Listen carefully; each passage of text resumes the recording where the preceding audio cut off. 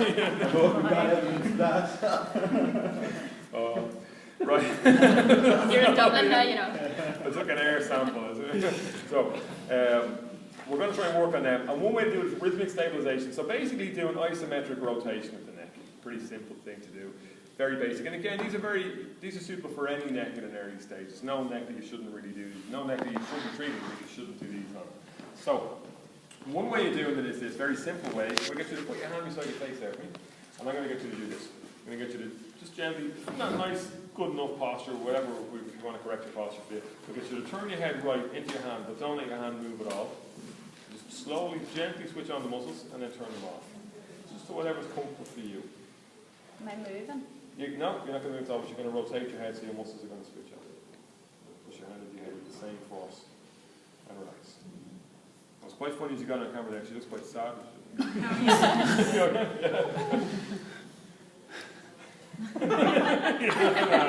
Not working at all. Sure, you're there. So 5 holds for 5 seconds and a few times a day. So you're going to teach the patient that they can put load through the muscles and they're not going to die. Then they get accustomed to putting that load through and then you can increase that load. Now one way that you can use this if you've been asked to get a pressure cuff, one way you can use this is you can set it up to say 10 millimeters of mercury there, something like that. And I'm going to get you to use that, put it beside your face. You hold it there yourself. Okay? We'll get you down to 20 millimeters of mercury. I'm going to get you to bring that up to 30 millimeters of mercury there. They might find that sore, so they go to 25 or 28 instead.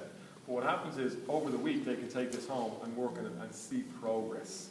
And then you can start to use it for the rest of the other isometric neck movements and see progress. And see a positive, virtuous path out of where you are. So is it the same as the flexion that you're trying to get them up to that 20? No, not even. No, I just picked 20 there for the crack. It's really, you can use it with any kind of pressure thing. Some people would set it up at 40, it depends. I mean, the Velcro will go on that if we set it to 40. I know that from using them in clinic. Basically, you're going to do 5 holds to 5 seconds. That's basically an isometric. It doesn't matter whether you do with your hand or do with that. Where I say these can come in handy is you will get patients who do this, and this is an impression of several patients I've had to do this. I'll get you to gently turn your head into your hand there while you can do that. Okay, Bert. Oh! Jesus! Oh, that's really soft. Oh. Okay, we're going to try again. Can you use that force? Okay. Oh! So they've lost that control from chronic pain in the neck and all that, so whatever it is, we've lost that ability to control and do a slow, gentle contraction. So we need to reteach that, you know what I mean? And that's part of your neuroscience education, again, to learn some motor control over the neck. And a little bit of control over the muscles in their neck and their torso. So if with those people, we could get them to use, say, 2 fingers and just push into 2 fingers like that. 3 fingers, 4 fingers, you can use that way, but they end up kind of stabbing themselves in the head sometimes, and it can be awkward. Not very commonly, but some people can find it very difficult, very challenging. So in those situations, something like this can work really quite nicely. And again, you get that visual confirmation of the progress. You can put it into the log every week and so on, and you can, you know what I mean, you can use it as some ammunition for yourself to get across the message that your neck is sensitized. Is that twice a day as well? 5 by 5 twice a day? 5 by 5 twice, once or twice a day is fine for that. And just gradually increase the force, and you can gradually increase the volume of the training as you go as well, so you can do 3 sets of 5 by 5 or whatever, you know what I mean? Simple enough like that. So that's that. What else is good then? If we're talking about nourishment of our articular cartilage, and we're talking about mobility of the nerve roots and the cervical spine in relation to the foramen, what else do we need to do? A-rounds. A-ROM, yeah, on basic A-ROM. Let's slide all this up with basic A-ROM. What's going to happen now? If I'm here, my shoulder, my brachial plexus stays there, I turn my head that way. What's happening between all my nerve roots and the foramen? It's a movement. Yeah, of course there's a little bit of sliding between the nerve roots and the neck. So if we want to prevent those potentially negative effects of having some kind of neural tethering or that kind of stuff, or edema building up in that area, and if we want to improve the circulation in those nerve roots, gentle 10 rotations each side, and doing that a few times a day. Interestingly, you'll find with people with chronic neck pain some of the time, I've never tried it with people without neck pain, so I can't really compare, but you will get a subgroup of people, I was talking to the guys earlier on, who do appear to have this global muscle substitution, where they use their scalp an awful lot more than they really need to. Do you know that way? So they end up, instead of doing this, they start off with this. This is a big simple thing and all that, a big sore neck, and they do tend to have, maybe this is my bias and my confirmative bias, but they do tend to have that classic upper cross type of setup, you know, that way.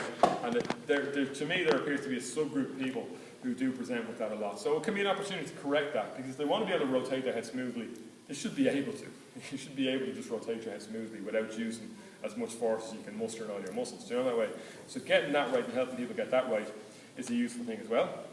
So in your Viva, you're going to have to do cranial cervical flexion if you get a neck case. They're going to do rhythmic stabilizations without the cuff, no problem. 5 hold to 5 seconds rhythmic stabilization once or twice a day to each side. They're going to have to do some 10 rotations, sitting up in a nice posture, you know. Again, posture on its own I don't think is a huge risk factor for neck pain. It's when you stack a poor posture with a job you hate, with a damaged neurotag, with a chair that's trying to kill you, or whatever it might be, with a boss that's trying to kill you, with some home stresses. When you stack all those things together, then probably poor posture is a risk factor. But there's probably loads of people with poor posture that never get neck pain. Do you know what I mean? So you can't just put it down to a structural postural issue. But I'm sure you can stack these risk factors on top of each other, and then they start to make a difference. So would you only do rotation, or would you do side bending and flexion extension? I would say for your Viva, just do rotation. And that's, to be honest, when I'm trying to get a bit of work done in the clinic, this would be my basic neck thing. Cranial cervical flexion, rhythmic stabilization, just doing that rotation thing. And something for the shoulder girdle.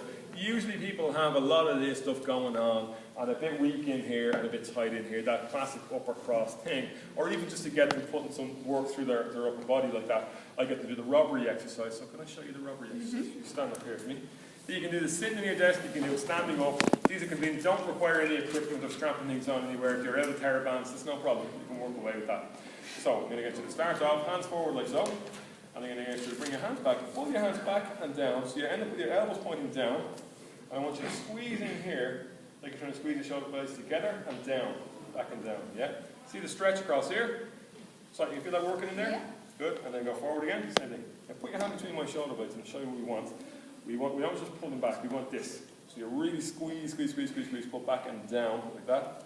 Hold for 5 and then down again, okay?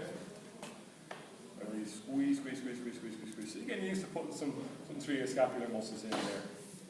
You're getting a stretch and a bit of a strengthening, nice and cheap. Everyone try it there yourselves, yeah? There you go.